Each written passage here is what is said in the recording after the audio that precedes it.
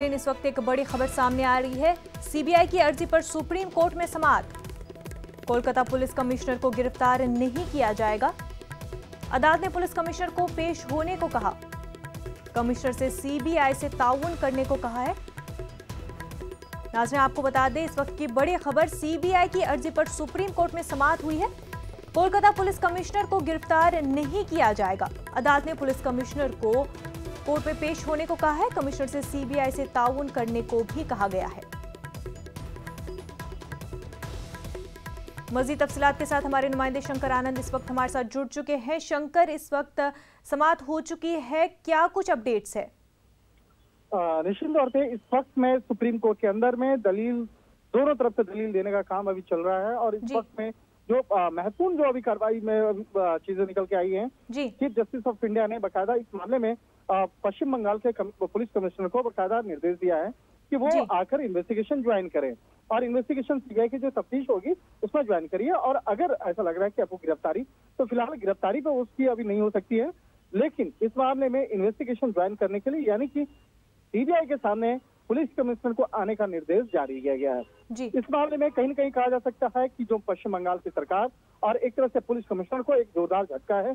पश्चिम बंगाल सरकार को इसलिए क्योंकि पश्चिम बंगाल की वहाँ के मुख्यमंत्री हैं, लगातार इसी पक्ष में, माने कि पुलिस कमिश्नर के पक्ष में वहाँ पे विरोध प्रदर्शन कर रही है, धरना कर रही है और कह रही है कि इनको गलत तरीके से फंसाया जा रहा है।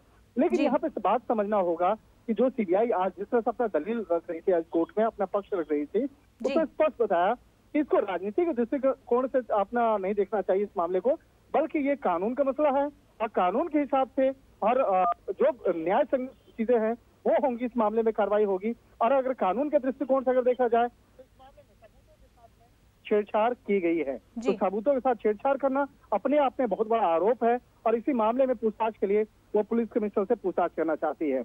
अगर इस मामले में अब राजनीतिक चश्मे से अगर हम देखें इस मामले को, तो यहाँ पर जिस तरह से ममता बनर्जी जो पश्चिम बंगाल के मुख्यमंत्री हैं, उन्होंने आरोप लगाया कि एक पुलिस कमिश्नर को जानबूझकर फंसाने की कोशिश की जा रही है, तो इतना स्पष्ट है कि अभी लोकसभा का चुनाव आना है और उसी के मद्देनजर ये पूरे केंद्र बिंदु में पश्चिम बंगाल है। तो पश्चिम बंगाल में इस तरह के आरोप प्रत्यारोप लगने का काम चल रहा है। इसी बात को ध्यान में रखते हुए कल दिल्ली के मुख्यमंत्री अरविंद केजरीवाल वहां पे पहुंचे थे, बिहार के पूर्व उप मुख्यमंत्री तेजस्वी पहुंचे थे, आज चंद्रबाबू नायडू पहुंच रहे हैं।